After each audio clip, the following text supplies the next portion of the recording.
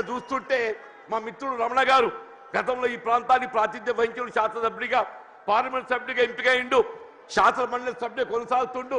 ఇలా వారితో కలిసి పనిచేసేట ఒక ప్రయాణం చేసే అవకాశం నాకు లభించాలని చెప్పి అంటున్నాం.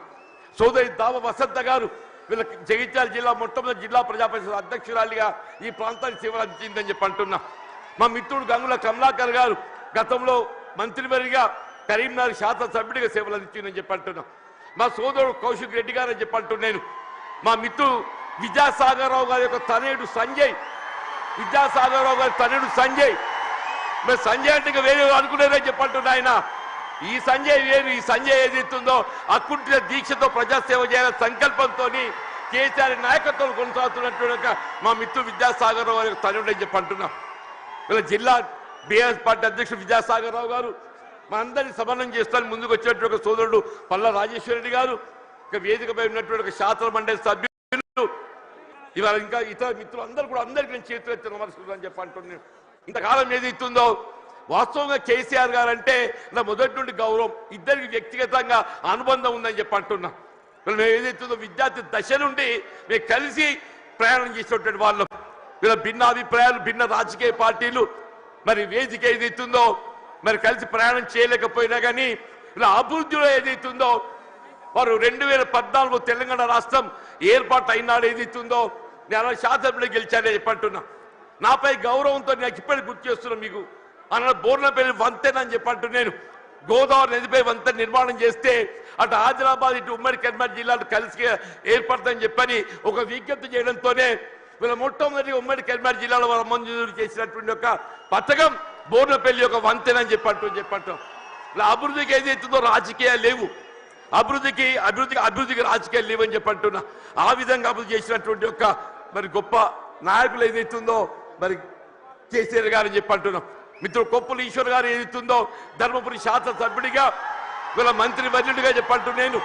వాళ్ళు ఏదైతుందో రోడ్ల వాగు ఆధునీకరణ వారి యొక్క ఈ ప్రాంతం అంతా సస్యశ్యామలం కావాలని చెప్పంటే ఆ ఆధునీకరణతో అది సాధ్యమవుతుందనే భావనతో మరి కొప్పుల ఈశ్వర్ గారు ఏదైతుందో మరి కేసీఆర్ దృష్టి తీసుకెళ్లడం, వారు ఏదో మంజూరు చేయడం, మరి ఏదైతే ఉందో మన మొత్తం ప్రాంతం జగిత్యాలే కానీ ధర్మపురి కానీ చెప్పంటున్నాం. జగిత్యాల, ధర్మపురి, కోరుట్ల, వేములవాడ, చొప్పదండి మనంతా అన్నదమ్ముల్లాగా జగిత్యాల జిల్లాలో కలిసినటువంటి వాళ్ళని చెప్పంటున్నాం. ఇలా అభివృద్ధికి సంకేతం బీఆర్ఎస్ రాజకీయ పార్టీ అని చెప్పంటున్నాను. ఇలా 10 జిల్లాలు ఉన్నటువంటి యొక్క తెలంగాణ రాష్ట్రాన్ని 13 జిల్లాలు అదనంగా ఏర్పాటు చేసి దాని 23 జిల్లాల తెలంగాణ రాష్ట్రానికి రూపొందింపజేసినట్టు ఒక ఘనత ఇవాళ పెద్ద కేసీఆర్ గారిని చెప్పక తప్పదని చెప్పంటున్నారు. అని అందరూ కూడా ఆశ్చర్యపోయారు.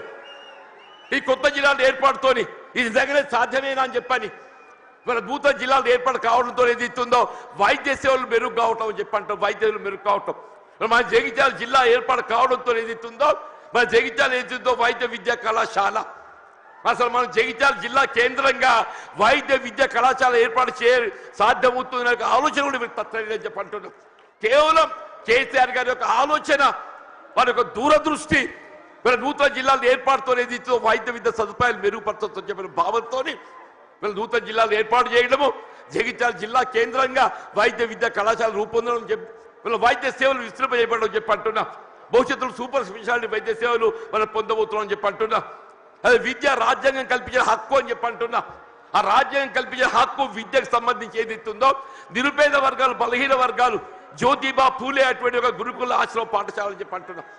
ప్రతి నియోజకవర్గంలో ఆడబిడ్డలు బాలకి ఏదైతుందో జ్యోతిబా పూలే మరి గురుకుల ఆశ్రమ పాఠశాల, బాలులకు ఏదైతుందో జ్యోతిబా పూలే మరి ఒక పాఠశాల గురుకుల ఆశ్రమ పాఠశాల, అల్పసంఖ్యాక వర్గాలు ముస్లిం బిడ్డలకు అని చెప్పంటున్నా.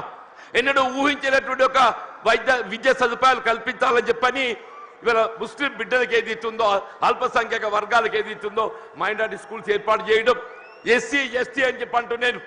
ఇలా వాస్తవంగా తెలంగాణ రాష్ట్రానికి గిరిజన బిడ్డలు ఏదైతుందో బీఆర్ఎస్ పార్టీ మనం కూడా చెప్పంటున్నాను.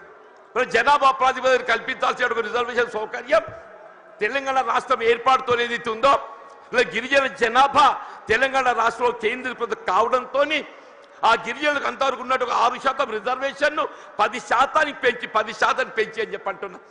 ఇలా విద్యా ఉద్యోగాలలో గిరిజన బిడ్డలు వాళ్ళ లంబాడా కానివ్వండి, ఆదివాసీ కానివ్వండి, ఎవరికైనా ఏదైతుందో వాళ్ళ భవిష్యత్తును నిర్దేశించినట్టు ఒక గొప్ప మరి నాయకత్వం కేసీఆర్ గారు అని చెప్పక తప్పదని చెప్పంటున్నా.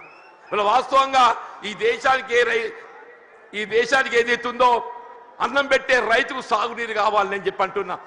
ఉచిత విద్యుత్ సదుపాయం ఏదైతుందో గతంలో నిర్దేశిత వేళల్లో విద్యుత్ అందింపజేస్తే వీళ్ళు ఏ విధమైనటువంటి ఒక ఆంక్షలు లేకుండా 24 గంటలు ఏదైతుందో రైతాంగానికి ఉచిత విద్యుత్ కల్పింపజేసిన ఒక ఘనత బీఆర్ఎస్ పార్టీ అధ్యక్షుల అధినేత కేసీఆర్ గారికి దక్కుతుందని చెప్పంటున్నాను. ఇలా ప్రాణహిత నదీ జలాల వినియోగం తేవాలనే, ప్రాణహిత నదీ జలాల వినియోగంలోకి వస్తేనే కానీ ఏదైతుందో మన తెలంగాణ రాష్ట్రం రైతాంగం ఏదైతుందో మన పంటలు పండు సాధ్యమవుతుందని చెప్పంటున్నాను. మరి ఉమ్మడి రాష్ట్రంలో వైఎస్ రాజశేఖర రెడ్డి గారు ముఖ్యమంత్రి ఉండగా మరి సహచరులు మేము భావించాం మరి తుమ్మడి ఏటి వద్ద బ్యారేజ్ నిర్మాణం చేస్తే ఒక లిఫ్ట్తో నీరు వస్తుందని చెప్పని. కానీ మహారాష్ట్ర ప్రభుత్వం ఏదైతుందో వాళ్ళు సహకరించలేకపోవడంతో 152 మీటర్ల ఎత్తుతో నిర్మాణం చేయాలని తలపెట్టినట్టు బ్యారేజ్ 145 మీటర్ల ఎత్తుతోనైనా కానీ ఇదే పెద్ద కేసీఆర్ గారు ఏదైతుందో మహారాష్ట్ర ప్రభుత్వం ఒప్పందం చేసుకోవడంతో పాటుగా దిగువ 100 మీటర్ల ఎత్తులో మేడిగడ్డ వద్ద బ్యారేజ్ నిర్మాణం చేయగలిగినట్టయితే అటు ప్రాణహిత నదీ జలాలు, ఇటు గోదావరి నదీ జలాలు, అటు మానేరు ప్రాంతంగా వచ్చే నదీ జలాలు అన్నింటిని మనం ఎత్తిపోత ద్వారా వినియోగించుకుంటే ఒక 300 టీఎంసీ లభ్యత పొందే అవకాశం ఉందని చెప్పంటున్నాడు. మరి ఆ విధంగా ఒక దశాబ్ద కాలంలో కేవలం ఒక దశాబ్ద కాలంలో వీళ్ళ కాళేశ్వరం ప్రాజెక్ట్ నిర్మాణం పూర్తి చేయడమే కాదు దాని ఫలాలు కూడా మనకు అందింపజేయడం జరిగిందని చెప్పంటున్నాను. మరి ఏమైందా వీళ్ళ కేసీఆర్ గారు జయించాలకు వస్తున్నారని చెప్పంటే నిన్నటి దాకా నిద్రపోయిన ముఖ్యమంత్రి రేవంత్ రెడ్డి గారు ఇవాళ బయలుదేరిండి అని చెప్పంటున్నారు. మేడిగడ్డ బ్యారేజ్ ఒక 2 పిల్లలు గుంగినే SLBC Srisailam left bank canal అని చెప్పంటున్నాడు. నిర్మాణ దశలో కృంగిపోయి 8 మంది కార్మికులు చనిపోతే కనీసం శవాలు వెలికి చేయలేకపోయింది అని చెప్తున్నా. శవాలు వెలికి చేయలేకపోయింది అని చెప్పంటున్నా. 2 పిల్లలు కృంగిపోతే అసలు బ్యారేజ్ విలువ 4000 కోట్లు. ఆ 2 పిల్లలు కడితే 400 కోట్లు అయితే అని చెప్పంటున్నా. ఎక్కువ మీకు అన్నారం సుందర ఇంకో 100 కోట్లు అయితే అని చెప్పంటున్నా. ఇలా 2 సంవత్సరాల కాలం ఏదైతుందో ఏదో ప్రకృతి సహకరించింది అదృష్టం. మన కరువు సమస్య ఉత్పన్నం కాలేదు. రేపేదైతే ఎల్లినో ప్రభావం నిజంగానే కరువు వచ్చినట్టయితే మన భవిష్యత్తు ఏం కావాలి? కరువు వస్తే మన భవిష్యత్తు ఏం కావాలని చెప్పంటున్నా. అదే పెద్దలు కేసీఆర్ గారు ఏదైతే జగిత్యాల పడ్డానికి వస్తున్న సందర్భంగా రేవంత్ రెడ్డి ఏదైతుందో నిద్ర లేచినట్టు నటిస్తుందని చెప్పి అంటున్నా. ఇక తుమ్మడి బ్యారేజ్ అటే పోయిందా? నీకు నిజంగానే సిన్సియారిటీ ఉంటే వీళ్ళ 3 సంవత్సరాలు గడుస్తుందా తుమ్మడి బ్యారేజ్ నిర్మాణం చేయగలుగుతూ కదా, ఎందుకు చేయలేకపోయినా చెప్పంటున్నాను. వీళ్ళు నిన్నటి వరకు ఏదైతుందో వీళ్ళు ఏ కాళేశ్వరం కూళేశ్వరం అని మాట్లాడిండే అదే కాళేశ్వరం అదే మేడిగడ్డ ఏదైతుందో మన భవిష్యత్తు ఏదైతుందో మనకేది అండగా ప్రాజెక్టే మేడిగడ్డ కాబోతుందని చెప్పంటున్నాను. ఇలా మన భవిష్యత్తు రైతాంగమే కానీ ఇలా త్రాగునీటి సదుపాయమే కానీ పారిశ్రామిక అవసరాలే కానీ హైదరాబాద్ త్రాగునీటి అవసరాలే కానీ అన్నింటికి ఏదైతుందో అదే మేడిగడ్డ మనకు జీవనాధారం కాబోతుందని చెప్పంటున్నాను. వాస్తవం చెప్పాలంటే ఇలా కేసీఆర్ గారి యొక్క విజన్, వారి యొక్క దూరదృష్టి, మరి తెలంగాణ రాష్ట్ర ఏర్పాటు సాధన కొరకు మరి ఉద్యమించినాడు కరీంనగర్ జిల్లా కేంద్రంగా వారు టీఆర్ఎస్ ఆరంభింపజేయడం జరిగిందని చెప్పంటున్నారు. అందరు ఆశ్చర్యపోయిండు. ఇదేంటి అందరూ మర్చిపోయిన తెలంగాణ నినాదం ఈయన లేవనెత్తుతుందని చెప్పారు. ఒంటరి పోరాటం ఆయన ఒక్కడు బయలుదేరితే యావత్ తెలంగాణ సమాజం ఆయన వెంట నడిచిందని చెప్పంటున్నారు. యావత్ తెలంగాణ సమాజం ఆయన వెంట నడిచి తెలంగాణ సాధన సాధ్యమైందని చెప్పంటున్నారు. అదే తెలంగాణ రాష్ట్ర నిర్మాణం కొరకు ఏదైతుందో దశాబ్ద కాలం పాటుపడ్డారు. ఇలా కాంగ్రెస్ వచ్చి ఏదో మేలు చేస్తా చెప్పి అనుకున్నామే, అది పక్కన పెట్టిండే. ఇలా తిరోగమన చర్యగా ఏదైతుందో తిరోగమనం పడుతుంది. మళ్ళీ తెలంగాణ రాష్ట్ర పునర్నిర్మాణం కావాలని చెప్పంటే కేసీఆర్ గారి యొక్క నాయకత్వం మాత్రమే తెలంగాణ రాష్ట్రాన్ని పునర్నిర్మాణం చేయగలుగుతామని చెప్పంటున్నాను. మీరు ఎక్కడ ఏ పల్లె కనపడి చెప్పిన ఒకటే నినాదం వస్తుంది, రేవంత్ రెడ్డి పోవాలి, కేసీఆర్ గారు రావాలి. ఒకటే నినాదం, రేవంత్ రెడ్డి గారు పోవాలి, కేసీఆర్ గారు రావాలి. కాంగ్రెస్ పోవాలి, బీఆర్ఎస్ రావాలి. అంటే ఏంటి? ప్రతి పల్లె గుండెల్లో ఏదైతుందో ఇవాళ ఈ నినాదం కేసీఆర్ గారు ఇవాళ వస్తుంటే నిజంగా చెప్తున్నా మొత్తం కూడలని యువత ఉత్సాహం కేరింతలు చూస్తుంటే మళ్ళీ తెలంగాణ రాష్ట్ర ఏర్పాటు ఉద్యమ దినాలు గుర్తుకొస్తున్నాయని చెప్పంటున్నా. ఆనాడు తెలంగాణ రాష్ట్ర ఏర్పాటు ఉద్యమ సమయంలో కేసీఆర్ గారు నడుస్తుంటే యువత కేరింతలు ఏ విధంగా ఉండేనో ఇవాళ కేసీఆర్ గారు జగిత్యాల పర్యటన ఏదైతుందో మళ్ళీ అదే కేరింతల ఉత్సాహం యువతలో కనబడుతుందని చెప్పంటున్నాను. వీళ్ళు అదే కేసీఆర్ గారి యొక్క నాయకత్వం తెలంగాణ రాష్ట్ర పునర్నిర్మాణానికి వీళ్ళ మనకి ఏకైక నాయకత్వం కేసీఆర్ గారు చెప్పక తప్పదని చెప్పంటున్నాను. వీళ్ళ వారి ఆధ్వర్యంలో పనిచేసే అవకాశం నాకు లభించడం ఇలా వాస్తవంగా ఇద్దరం కూడా ఈ ఒకరి పట్ల ఒకరో అభిమానం కలిగి ఉన్నామే. కానీ ఏదైతుందో కలిసి ప్రయాణం చేసే అవకాశం కొంతకాలం వచ్చింది. 2004-2009 మధ్య కాలంలో ఇద్దరం కలిసి ప్రయాణం చేసినాం, ఎన్నికల్లో కలిసి పోటీ చేసినాం. కానీ ఏదైతే వాళ్ళ కాంగ్రెస్ పార్టీ ఏ తెలంగాణ రాష్ట్ర ఏర్పాటు లక్ష్యంగా మరి ఎన్నికల ఒప్పందం కుదుర్చుకోవడం జరిగిందో ఆ తెలంగాణ రాష్ట్ర ఏర్పాటు ఏదైతుందో జాప్యం చేయడంతో కొంత నీరుగార్చి పెద్ద చేయడంతో ఏదైతుందో వారు అనాడు కేంద్ర మంత్రి పదవి త్యాగం చేసి కేంద్రంలో మంత్రి పదవి త్యాగం చేసి రాజీనామా చేసి పార్లమెంటు ఉప ఎన్నికలు వారు వస్తే మరి కాంగ్రెస్ పార్టీ పక్షాన అసలు ఛాలెంజ్ ఇచ్చినోడు పక్కకు వేయండి, అసలు ఛాలెంజ్ ఇచ్చినోడు పక్కకు వేయండి. కేసీఆర్ గారిని ఎదుర్కోవాలంటే మామూలు విషయం కాదు, కేసీఆర్ ఎదుర్కోవడం మామూలు విషయం కాదు అంటూ నేను అన్నాడు. ఏదైతే ఇదే కాంగ్రెస్ పార్టీ నన్ను దొరకబట్టి ఆయన ముందు నిలబెట్టిందా, నన్ను దొరకబెట్టి వారి ముందు నిలబెట్టిందని చెప్పంటున్నా. ఇక ఏం చెప్పాలి నా కోస ఏం చెప్పాలని చెప్పంటూ నేను అంటే నిజంగానే వారిని అడ్డుకోవడం సాధ్యమేనానే? వారికి ఎందుకు ఒక లక్ష్యం ఉంది, తెలంగాణ రాష్ట్ర ఏర్పాటు లక్ష్యం ఉందని చెప్పంటున్నా. ఆ లక్ష్యాన్ని అడ్డుకోవడం సాధ్యమేనని చెప్పంటూ నేను అది ఎవరితో సాధ్యం కాదు.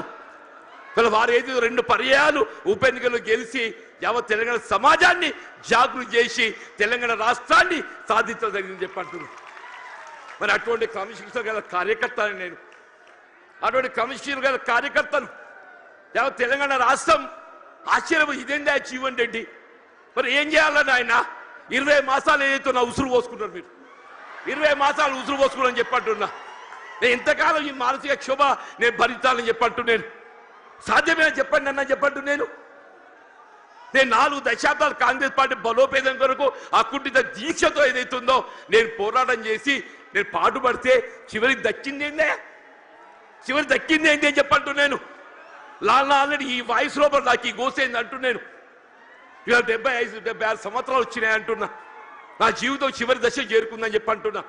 నా జీవితం చివరి దశలో ఏదైతుందో నాకు ఈ మానసిక క్షోభ ఏంటి అని చెప్పంటూ నేను ఇవాళ కేసీఆర్ గారు పెద్ద మనసుతో ఏదైతుందో మరి నా చేయూత నాకేదైతే చెయ్యి అందించి నాకు అండా నిలుచుండని చెప్పంటూ నేను అదే 4 దశాబ్దాల కాలం కాంగ్రెస్ పార్టీ సేవలో కాంగ్రెస్ పార్టీ నిర్మాణంలో నేను పాటుపడితే నా చివరి దక్కింది అయింది.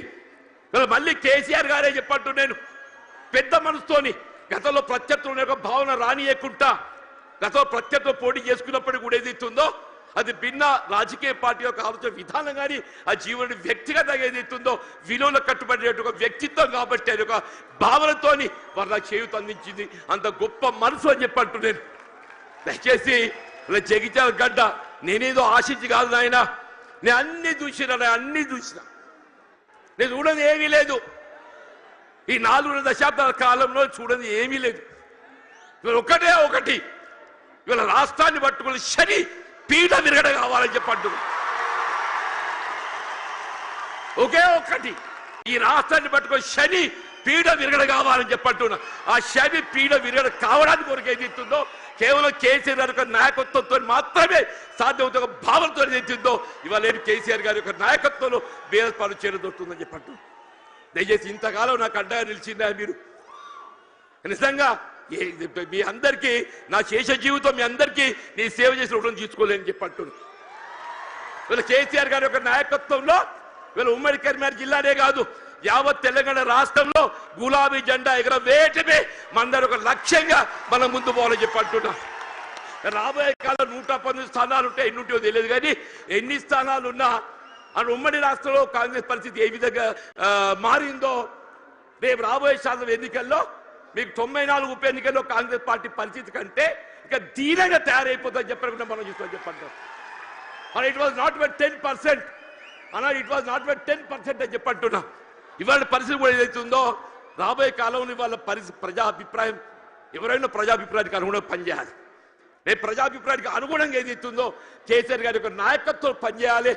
వాళ్ళు ఎప్పటికైనా ఒకటి కోరిక ఉంటుంది, అరే ఇంత మంచోని నేను విడిచిపెట్టుడు ఏందే? అరే నిజంగా ఆలోచిస్తే కూడా ఆశ్చర్యం కలుగుతుందా? ఆయన నాకేం పగోడు కాదు.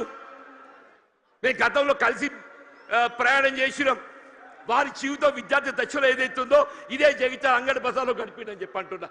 జగిత్యాలకు కేసీఆర్ గారికి ఉన్న ఒక అనుబంధం ఏదైతుందో ఇప్పటి తరాన్ని తెలియకపోవచ్చు, కానీ కేసీఆర్ గారి ఒక బాల్య జీవితం ఏదైతుందో జగిత్యాలతో ముడివేసుకుందని చెప్పి అంటున్నారు.